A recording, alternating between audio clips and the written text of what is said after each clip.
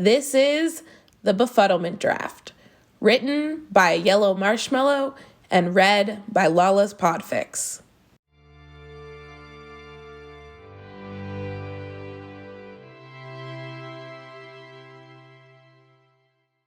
Chapter 3. He should have known it wouldn't stay secret. Harry should have expected people to talk about his outburst. Yet here he was, staring at the front cover of the Daily Prophet a few weeks after his outburst, using his shitty excuse of a childhood to explain away his accusations about Voldemort's return. The boy who lived in a cupboard? Hermione tried to snatch it out of his hands as soon as she realized what the headline was, but Harry managed to get out of her reach as he read the headline again and again. Don't listen to them, Harry, Hermione insisted. Harry was still staring at the paper. Ron reached out and placed a hand on his shoulder, but faltered when Harry flinched. Lifting the Daily Prophet in front of his face, he frowned.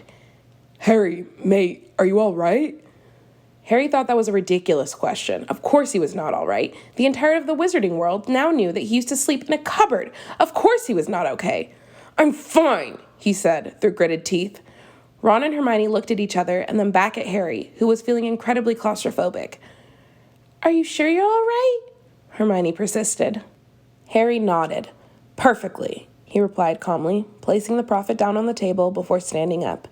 He knew half of the Great Hall was staring at him, along with his friends. I'm going to go back to the common room. See you in a bit, he muttered, not waiting for an answer as he walked out of the Great Hall and down the halls, heading for the one place he knew no one would find him, the astronomy tower. Part of him hoped that Ron and Hermione would chase after him, but they didn't. As soon as he reached the astronomy tower, his breath became shallow and the room began to spin. He sat next to the door and tried his best to breathe, but it was hard. He couldn't focus on anything, and his thoughts were racing out of control. He hadn't told Sirius about the Dursleys. Sirius didn't know a thing, and now he probably learned about it from the newspaper. If Sirius did anything reckless, it would be Harry's fault, because he should have told his godfather. What if Sirius went back to Azkaban for this? What if he tried to visit Harry at Hogwarts? Harry felt sick and dizzy, his vision spotty. He knocked his glasses off as he pressed the heels of his palm into his eyes, hoping that would fix his vision. He could just hear the door open and someone calling his name. Then he thought about the Weasleys, who showed him nothing but kindness, who would now think he didn't trust them because they didn't know. Harry, he heard the voice again. He couldn't see who they were because they left the door open. This meant they also couldn't see him. Mrs. Weasley would be just as upset as Sirius and was probably wondering why Harry never told her anything. Harry! He saw a flurry of blonde hair, and his mind went to Aunt Petunia. He pressed himself further against the wall and raised his arms to cover his face. The blur of blonde instantly froze, and instead of approaching Harry, they closed the door and sat in front of him. Harry, it's me, Malfoy. Draco. He relaxed his body, his breathing deepening slightly as he realized it wasn't his aunt. I'm gonna need you to take some deep breaths. Do you think you can do that? Draco asked, his voice calm and pleasant. But what he was asking seemed impossible. Harry shook his head, his chest beginning to ache. What if I do it with you? Draco said. All you need to do is breathe in for 4 seconds, hold for 7, out for 8. Can you do that with me? Harry didn't know if he'd be able to, but he wanted to at least try, so he nodded. Okay, just listen to my voice. Breathe in. Draco said softly, and out. Harry copied Draco, doing as he was instructed until he no longer felt as if he was going to pass out, and his breathing felt easier than before. He picked up his glasses, and Draco was no longer a blurry blob. Thanks, he said, his voice cracking. His throat felt sore. Draco's eyebrows furrowed. Does this happen often? He asked, his eyes scrunching up in concern. Not as much as it used to, Harry replied, hugging his knees. Do you want to talk about it? Draco edged closer to Harry, but didn't touch him. Harry shook his head. Then only a second later he sighed and nodded. I've never told anyone, he said quietly, and Draco moved to sit next to him. Harry was glad that Draco knew what he was talking about. Not even Granger and Weasley? He asked, surprised. No one, Harry said, sighing. And then I had this outburst in potions, and now it's in the bloody papers. And he paused, trying to control his breathing. They can't fucking leave me alone, he hissed. Draco laced his fingers with Harry's, silently telling Harry that he was there and he would listen. Harry didn't notice that he'd moved closer to Draco until their hands were gently touching. I don't want to go into detail. I can't, he stammered, and Draco squeezed his hand, rubbing his thumb over Harry's to keep him calm. You don't have to, Draco assured. We don't have to talk at all if you don't want to. I want to, Harry interrupted, a blush creeping up the back of his neck. I want to talk, just not about that, Draco finished, resting his head against the wall. Well then, you'll be glad to hear the Slytherin team is doing abysmally. He sighed. Harry felt a smile tug at his lips, relief flooding his body when he knew Draco wouldn't push him for answers. Draco Malfoy, are you talking shit about Slytherin? He teased. Draco elbowed him, still holding his hand. I'm merely stating a fact, he said, waving his hand dismissively, but one I thought might cheer you up. Harry saw his smirk in the corner of his eye as he laughed. Thanks, Harry smiled. Draco rolled his eyes. Don't thank me. I can actually fly, he said, and Harry snorted. You disagree? He asked, raising an eyebrow, his tone playful. Harry shook his head. I'll admit you're a good seeker. Wow, now I can die happy, Draco muttered, his voice filled with sarcasm. Harry Potter told me I'm a good seeker. I can always take it back, Harry said. Draco shrugged, smirking at Harry, who rolled his eyes and continued. You're good, but your house seems to go for muscle over actual skill. That's the issue. Ugh, Draco sighed, rubbing the bridge of his nose. They know nothing about playing Quidditch and resort to foul plays, which isn't doing anyone any favors. I've noticed, Harry sighed, remembering Warrington. Draco winced slightly. What Warrington did was uncalled for, Draco said, staring at the telescope in front of them. No shit, Harry replied. No one agreed with him going that far, Harry, Draco said, sitting to look at Harry. Taunting people is one thing, but to bring up what he did. Harry sighed, shifting his position to look back at Draco. It's okay, he muttered, and Draco looked at Harry as if he'd gone mad. Well, it's not at all okay, and I still want to hex him for it, he said, and Draco chuckled. But what I mean is, you don't have to apologize for him just because he's in your house, Harry said, offering a smile which Draco returned. It was an asshole move, and he shouldn't have done it, Draco persisted, as if Harry hadn't said anything at all. At least I punched him in the face, Harry pointed out with a grin, making Draco laugh. His laugh made Harry realize how close they were, as he could feel Draco's body shaking. You broke his nose, by the way, Draco said. I don't know if anyone told you. Harry smiled to himself. Thank Merlin, I had hoped I did, he chuckled. Once their laughter died down, they let the silence envelop them, the prophet's article forgotten, as Harry's mind was incapable of thinking about anything other than their close proximity. Harry felt Draco's fingers gently brush against his skin, and he wondered if Draco knew they were still holding hands, though it seemed unlikely that he didn't. They'd built a strange relationship over the past few weeks, but it appeared that both boys were scared of what they had ended. Harry didn't know what possessed him to do it, but he placed his head on Draco's shoulder, closing what little distance they still had between them. He closed his eyes and smiled, feeling the calmest he had for a while. He inhaled deeply, and he could faintly smell lemons and cinnamon. You all right there, Potter? Draco asked, amused. Harry hummed in response, shifting his position slightly to get more comfortable. Potter again, is it? Harry teased. Merlin, Potter, Draco said, using his other hand to mess with Harry's hair. Your hair's tickling my neck. Oh, sorry, Harry said, lifting his head from Draco's shoulder to not make him uncomfortable. Draco turned his head to look at Harry. I never said to move, he pouted, sounding both disappointed and as if the idea that Harry should move his head was blasphemous. This set Harry off laughing.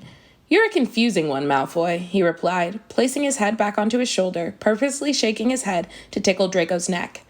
You're insufferable, Draco said, but Harry knew he was smiling. And you're a prat, Harry said back, a lazy grin on his face as he yawned. Draco tilted his head towards Harry and prodded his shoulder. Oi, don't fall asleep on me, Potter. I have to go to at least one lesson today. Harry felt his stomach drop. I'm sorry, you've probably missed all of the first lesson because of me, he said, shame washing over him as he spoke. Draco squeezed Harry's hand tight and turned to face him. And I'd miss another lesson if you needed to, he said, staring at Harry with a ferocity that rivaled Hermione's. Harry, you're allowed to have bad days. You're allowed to have someone be there for you when you need the... Interrupting Draco, Harry tackled the blonde in a hug, almost knocking him to the ground. Thank you, he said quietly, smiling as Draco got over his initial shock and hugged him back. Salazar, you're sentimental, Potter, Draco muttered, a small smile lighting up his features. My offer still stands, by the way, Harry said, making eye contact with Draco by loosening his grip on the hug. If you ever need to talk, or not talk, I'm here. Thanks, Potter, he replied, leaning forward and connecting their foreheads. Harry's breath hitched and his face burned. Harry's stomach flipped and a smile creeped its way onto Harry's face as they stayed like that for a little while longer. Draco? Harry said, his voice only just audible. Draco hummed, the sound resonating within Harry. We'll talk again, right? At some point? He asked, a sudden absence of warmth on his forehead, and he opened his eyes to see Draco had leaned away. I don't have much of a choice now, Draco said, a small smile dancing on his lips. Sadly, I rather like talking to you. He sighed, as Harry rolled his eyes with a grin. You prat, he teased, bumping his shoulder to Draco's. You make it sound like a tragedy. It is. I can't believe I have to talk to you, Draco drawled. No one's forcing you. A real shame that I enjoy your company, despite you having the grace of a flobberworm. Draco interrupted with a sigh, making Harry chuckle. Oh, well, I guess if I have to. Oi, Harry exclaimed, suppressing a laugh. Don't offend flobberworms like that, he said, and Draco quirked an eyebrow, amused. Why do I put up with you? Draco muttered, shaking his head. Harry grinned. Because you like me, he said, poking Draco's face as a pink blush crawled onto it. Merlin knows why, Draco said under his breath. You'll never let me live that down. Nope, Harry said, popping the pea. Never, he grinned, lightly pressing his lips to Draco's. Well, Draco said nonchalantly, his face still tinted pink. I might be able to let it slide, he shrugged, and Harry bit back a laugh. You might? He asked, raising an eyebrow. Draco shrugged again. Possibly, he said, and Harry raised an eyebrow further with a grin. Draco rolled his eyes. That means kiss me again, you twit, Draco said, smirking as Harry's eyes widened in realization. Well, you could have said, Harry replied, a smile tugging at the corners of his mouth as he saw Draco roll his eyes yet again. All right, don't get all grouchy, he teased, connecting their lips again in a small kiss. Happy now? Very much so. Draco smirked, but it faltered. Harry, He paused, his words failing him. I need you to know something, he said, avoiding Harry's concerned looks. I avoided talking about this because I didn't know if, and now I need to tell you before it becomes something that I can't tell you. Harry sat up alert. Okay, he nodded, and Draco took a deep breath. My father has strongly implied that he wants me to, that I'm going to get... Draco shook his hands, flexing his fingers. He wants me to become a Death Eater, he said, flinching at the name. He what? Harry asked in a low tone, knowing exactly what Draco had said. I'm scared I'm not going to have a choice, and I'm running out of time. When? Harry asked, his blood beginning to boil at the idea that someone's family would force someone into this position, just as Sirius's family had. In the summer, Draco mumbled. I need you to know, in case It doesn't change anything, Harry assured with a curt nod. But what if Draco, Harry said softly. Do you want to be a Death Eater? Merlin on a dragon? No, I don't, he said, scrunching his nose and looking horrified at the notion. Harry smiled. All right, then, he said, kissing Draco on the cheek. It doesn't change how I feel. We can figure it out together. It means we have to be careful and secretive, Draco informed him, and Harry shrugged. Although I suppose you can tell Granger and Weasley if you thought they'd be okay with it. Harry was surprised. Really? I don't think it would affect my position if they knew, Draco shrugged with a sigh. But only if you want to. Is there anyone you want to tell? Harry asked. It wasn't much of an issue for him, besides the idea of coming out to the Prophet. He didn't mind who knew about Draco and him. For Draco, however, it would put him in danger. Pansy, maybe Blaze? Draco said absentmindedly. Would that be all right? Harry smiled again and nodded. Only if you want to, though. Smiling back, Draco leaned towards Harry to kiss him, but Harry placed a finger on his lips. Now, head to class, Harry instructed, watching as Draco tried to keep his composure and not laugh. Are you trying to get rid of me, Potter? Always, Harry grinned, standing up, almost stumbling over as he did. Draco shot up and grabbed Harry's elbow. Merlin, Harry, be careful, he said, shaking his head. How you survived this long without me, I'll never know, he muttered, and Harry rolled his eyes. I'm very capable of taking care of myself, thank you, Harry retorted, and Draco snorted. Very capable. That's why I had to stop you from tripping down the stairs last week, Draco said. Harry began to stumble over his words. Well, that was only once. Or when I stopped you from slipping over the edge of the astronomy tower, Draco supplied with a sly smirk. It happened twice then. Doesn't mean... How about when you walked into the door and I had to stop you from falling backwards? Draco said, raising an eyebrow, very amused. Okay, so maybe I'm a bit clumsy, Harry said sheepishly, as they traipsed their way down the steps of the tower. A bit? Draco asked, a smirk still on his face. Okay, so I'm very clumsy. But I guess I'm lucky to have you around to help, Harry said, wagging his finger in Draco's direction. Bloody lucky indeed, Draco muttered under his breath, getting elbowed in the stomach by Harry. Oi, you prat! You said it first, he said, rubbing his stomach. They reached the door that led to the corridor and stopped. I think your ego can take an elbow to the stomach, Harry said, placing a hand on Draco's shoulder. Draco rolled his eyes. Doesn't mean I can, he pointed out. I'm guessing you won't be going to classes today? He asked, his eyes searching Harry's. Harry shook his head. I don't think so, he said, needing to check on Sirius and explain the article before Sirius did something he'd regret. Draco nodded. Until next time, then, he smiled, brushing his lips on Harry's cheek, making his skin tingle. Who's the sentimental one now? Harry asked, with a sly grin, feeling a little warmer than a moment ago. That would be you, Scarhead. Are you sure it's not you, Ferretface? Harry teased back. Draco lightly thwacked him round the back of the head. Never mention the ferret. He shivered, and Harry bit back a giggle. You were pretty cute as a ferret, he said, chuckling as Draco looked disgusted. I refuse to accept that, Draco said, shaking his head. And stop distracting me. We're supposed to be having a pleasant see you soon. Harry rolled his eyes. When have you ever been pleasant? He grinned. I have it on very good authority that I can be rather pleasant, actually. Draco sniffed. If it's from Parkinson, it doesn't count, Harry said without any emotion, laughing internally as Draco struggled to say anyone else had called him pleasant. I'm gonna leave now, Draco announced, smirking as Harry rolled his eyes. Don't be so dramatic, Harry smiled. Bye, Harry, he emphasized, smiling back. Harry chuckled as they entered the corridor and waved enthusiastically as they went their separate ways. Draco brought a hand to his face to hide his blush.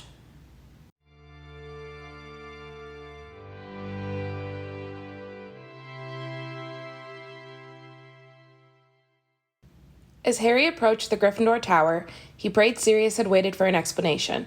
Either that or Remus had forced him to wait for one. He didn't really mind either way. There was always the possibility he hadn't read the Prophet yet if Remus was late for his daily check-in. Though he knew it didn't really make a difference, he would prefer if he was the one to tell Sirius, not the Prophet. Harry froze halfway up the stairs to the boys' dormitory. This was not a conversation he wanted to have. This was a conversation he had successfully avoided his whole life. He refused to be a burden. Now the Prophet was going to force him to make something from nothing. He knew his living situation was mediocre at best, but he survived it for 14 years. What was two more? Taking a shaky breath, Harry willed his body to climb the rest of the stairs and rooted around the bottom of his trunk for the mirror shard. He sat, flipping the shard in the center of his hand, trying to mentally prepare himself as best he could for the oncoming conversation. Sirius Black, he said, watching as his reflection vanished as it does when you throw a stone at a still puddle. It rippled until a different view came into focus. Sirius? He called out, assuming his shard was on a table. Cub! He heard Sirius reply, the shard staying firmly where it was. Yeah, it's me, Harry said, unable to sit still. Has Remus... Did you read today's Prophet? Sirius's face appeared above the shard. Sorry about that. Buckbeak's been quite restless recently, he sighed, rubbing the bridge of his nose. What did you ask me, Cub? Harry opened his mouth to ask again, only to be interrupted by his godfather. Why aren't you in lesson? Is everything all right? Sirius asked, definitely assuming the worst. Harry was going to say he was fine. Have you read The Prophet yet? He said instead. Sirius raised an eyebrow. Not yet. Mooney's late. Probably due to the full moon in a few days, he muttered, shaking his head. Has the Prophet written an article about you again? He asked, his voice filled with concern. He knew Harry was quite resilient with the Prophet's articles, but no one is invincible. Harry broke off as soon as he heard the door opening. His stomach dropped. Hey, Pads, it's only me, he heard Remus call out. Remus will have seen the article. Mooney, finally! Sirius let out an exasperated breath, glancing over the top of the mirror. What took you so long? He asked, flashing Remus a grin. Harry could hazard a guess. Well, you're not gonna is that Harry? He heard Remus ask, probably gesturing to Sirius's shard of the mirror. Hi, Remus, Harry said, hoping his nerves didn't transpire into his voice. With the noise of rustling paper and coats, Remus appeared just behind Sirius's shoulder and glanced between the two of them. How are you, Harry? He asked, his voice gentle, as if he was scared Harry was about to destroy the entire Gryffindor tower. Harry shrugged, knowing Remus would see right through his lies. Remus sighed, offering Harry a small, supportive smile. Is that what this impromptu call is about? Harry nodded, not trusting his words to tell the truth. On the other side of the shard, Harry could see Sirius's eyes flicking between the two, debating on who to direct his questions at. It's not your fault, Cub. None of it is, Remus said, placing a hand on Sirius's shoulder to tell him not to ask any questions yet. Harry's words died in his throat. Did he see it as being his fault? Some of it must be. Harry! He heard Remus's heart break and realized he'd said that aloud. Shaking his head, Harry could just about see Sirius and Remus exchange looks. Cub! What was it that you wanted to tell me? Sirius asked, his voice soft, but not as fragile as Remus's. It was then that Harry realized he hadn't thought this conversation through. The idea of talking about his life with the Dursleys, actually talking about it, had never stayed in his mind long enough for him to plan a speech about it. Take your time, Sirius said, noticing Harry's elongated hesitation. Don't rush your thoughts. And that was all Harry needed. His explanation was by no means coherent or chronological. There were many instances in which he backtracked what he was saying or made additions to memories he'd spoken about previously. He tried not to look at Sirius or Remus because he knew if he looked, he would stop talking, and he didn't want to. Now he had begun to speak, he didn't want to hear their responses, their disappointment and anger and pity, but eventually he ran out of things to say. Harry looked at Sirius, who was deathly still. In fact, if it weren't for the fact he was blinking, Harry would have thought he was dead. Then his eyes moved over to Remus, who had gone very pale, and his grip on Sirius's shoulder had tightened. Harry, have you ever told anyone what you just told us? Remus asked, a pained expression running over his face for a split second. Besides the outburst that made it into the Prophet? No, Harry said, examining his hands in his lap, as if he'd never seen them before. That's what? Sirius began, his expression darkening as Remus nodded. Fuck, he muttered. That's messed up. Why in Merlin's name would they... Sirius got more irritated with every word, his expression only souring. Remus didn't answer him. Does anyone else know? Harry shrugged. Maybe, he said, bringing his knees up to his chest. Ron and Hermione, probably. No, sort of. And Draco's suspicious, but he doesn't push for answers. Remus raised an eyebrow at the mention of Malfoy's name and turned to Sirius, who shrugged, indicating he would explain later. And they've never gotten physical? Sirius asked, looking ready for murder. Harry shook his head. Besides Dudley and his gang occasionally using me as a punching bag, he shrugged, as if it wasn't a big deal. Dumbledore knows too, I think, Harry added after a moment of thought. He knows I hate it there. He must know about the cupboard. My Hogwarts letter was addressed there. Remus's eyes widened. Surely he wouldn't make you go back there if he knew. Harry wished he could share Remus's faith in Dumbledore. The man who let me rot in Azkaban for 12 years? I wouldn't be too sure. Sirius sighed, his tone bitter. Is it possible for you to adopt him? I mean, you're technically his godfather too, right? Since we're married? Sirius asked, grasping at ideas. What? Harry asked, certain he'd misheard. Sirius had never corrected Harry when he said he only had one godfather. The two men sighed. We knew you hadn't noticed, Sirius said softly, biting back a smile. Remus is my husband, Harry. Sadly, Remus muttered, laughing as Sirius elbowed him. Harry blinked, dazed. He'd never noticed, but it explained a lot. And I tried. For years, I tried. Remus sighed. You did? Harry asked, brief flashes of a childhood with Remus flooding through his mind. Remus smiled. Your mother disliked your aunt quite a bit. I assumed there was a reason. I wanted to give you the happiest home I could. Unsure of what to say, Harry blinked rapidly as his eyes stung. Why would you want to adopt me now? So you never have to go back there, Sirius said, as if it was obvious. Oh, it's okay. It's not that bad, really. Besides, Dumbledore won't allow it. Harry hated trying to talk them out of adopting him, but the truth of what he had said made his stomach drop. Fuck Dumbledore, Remus said, shocking both Sirius and Harry. But, Harry, you're not going back there, Remus said, without a shadow of a doubt. Sirius nodded in agreement. Mooney's right. You're not going back. Sirius's eyes lit up with fiery determination. Nothing, and I mean nothing, ever excuses letting a child grow up in an abusive household, Cub, Sirius said, his eyes staying fixed on Harry's. Remus appeared to have a realization, and his hand slid from Sirius's shoulder to his hand as the word abusive replayed over and over in Harry's mind. Harry had never thought about it being abuse. Pads? Remus said quietly. Harry only just heard Remus speak. Sirius shook his head. I'm not leaving you there, Harry, he insisted, his words never wavering. Do you need me to visit? Before Harry could tell Sirius how bad an idea that was, Remus began to speak. Sirius, is that really a good idea with Umbridge watching the school? He reasoned. Sirius slumped into his chair. Then you visit him, Sirius replied. You don't need to visit me, Harry said, but they both acted as if he didn't say a thing. She won't let me into the school as much as she wouldn't let you, Remus bit his thumb as he thought. When's your next Hogsmeade trip? Harry furrowed his eyes. The 14th. Why? Valentine's Day. Do we have any plans, Padfoot? Remus asked, watching Sirius grin. My dear Moony, I don't believe we do.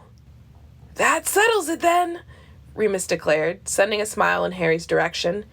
Next weekend we'll visit you in Hogsmeade. Sirius nodded enthusiastically. We'll meet you in the Hog's Head. But it'll be dangerous for you, Sirius, Harry insisted, and you too, Remus. But not for Padfoot, he assured. We'll be careful, Cup, we promise. But we're not going to ignore this. We're your family, your godparents, and we love you too much to pretend this isn't happening. Even though Harry wanted to see them both, he knew it was a bad idea, that they would get caught. Remus would get accused of plotting against the Ministry, and Sirius would get sent to Azkaban. I've been meaning to go to Hogsmeade for a while now, Remus added, his eyes flickering to Sirius. Been putting it off, actually. Order business. There you go, then, Sirius announced, grinning at Harry. We would have been going to Hogsmeade at some point anyway, Cub. I guess, if you're not visiting, just to see me, Harry said. We'll be there at about 11.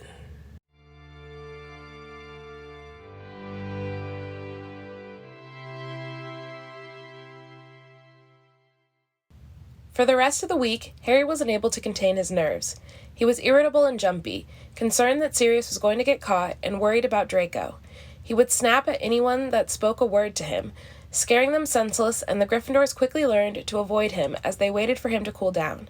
He was glad that Umbridge had been sick for the past few days, or else he would definitely not have been able to go to Hogsmeade. By Wednesday, Hermione and Ron were concerned, and they cornered him in an empty classroom on the way to the Great Hall for lunch. I'm fine, Harry replied, without a second thought. Ron glanced at Hermione, his eyebrows furrowed. You're far from fine, Harry. Even bloody Snape can tell something's wrong, Ron said, tired of asking the same question.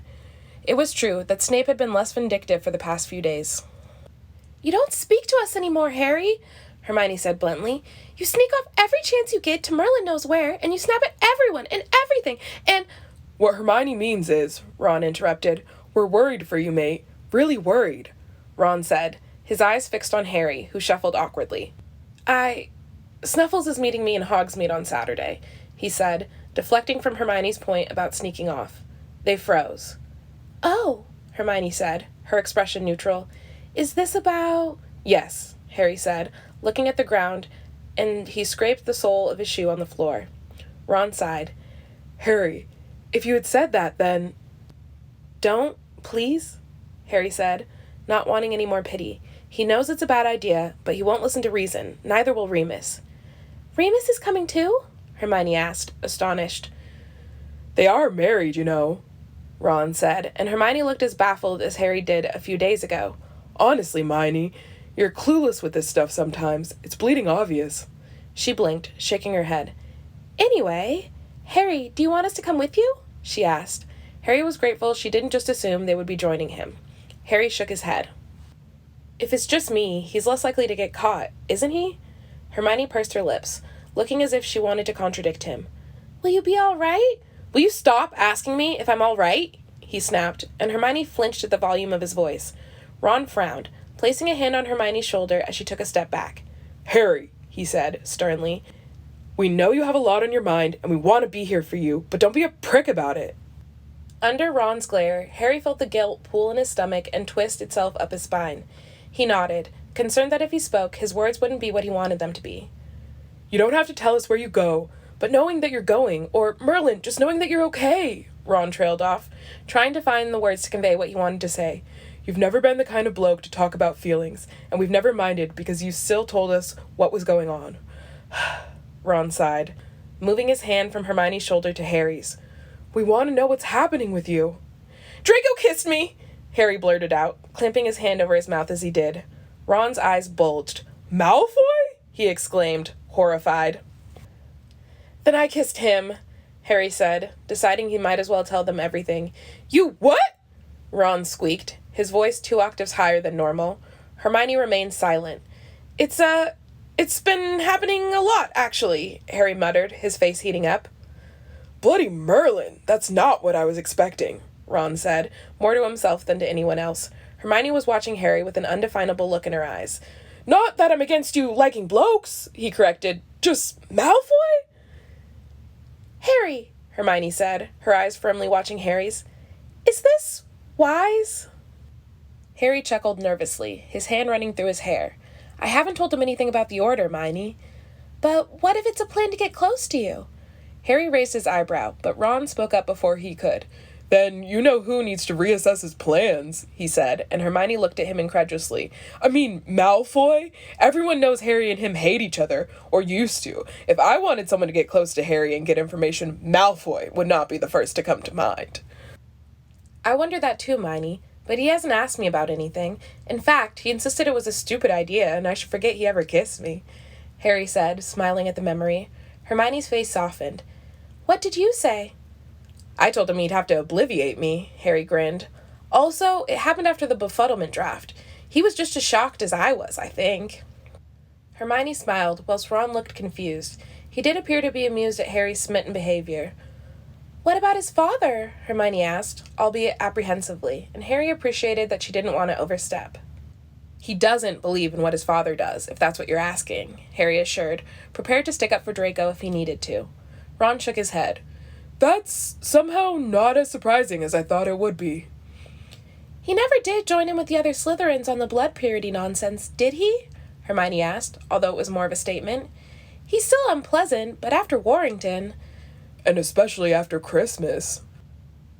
Ron finished, smirking at Harry, who felt his face heat. I think everything with Warrington made him realize how much he'd been inadvertently encouraging it, Harry shrugged, choosing to ignore Ron's comment. You still need to be careful, Harry, Hermione advised, an eyebrow raised. I know you believe in him, but just in case. Harry sighed. I'm not going to tell you everything Draco's told me, but... He paused, thinking. There's a lot he's figuring out, and if I'm honest, I didn't tell you because I didn't know if he was genuine, but... He couldn't help the smile that crept onto his face. But? You love him, don't you? Ron groaned, and Harry felt defensive. I'm not sure, he said honestly. And if I did, would that be bad? He challenged, and Ron shook his head. I'll have a Malfoy as a brother-in-law, he exclaimed, and Hermione snorted as Harry blushed, the deepest shade of red he'd ever gone in his life. A Malfoy! He exclaimed again, to make his point. I think you made your point, Ronald, Hermione chortled, her eyes on Harry. Ron continued to make spluttering noises as Hermione rolled her eyes and Harry felt a little lighter. He'd been so worried that they would hate Draco. It was nice to know they didn't.